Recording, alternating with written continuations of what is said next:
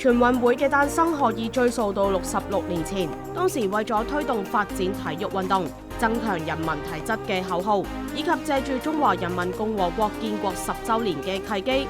第一屆全運會喺1959年喺北京工人體育場開幕。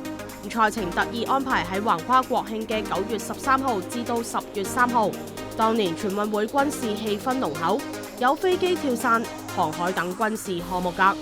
參賽嘅單位除咗有各省、市、自治區嘅隊伍之外，亦都有邀請前蘇聯以及朝鮮等外國代表團。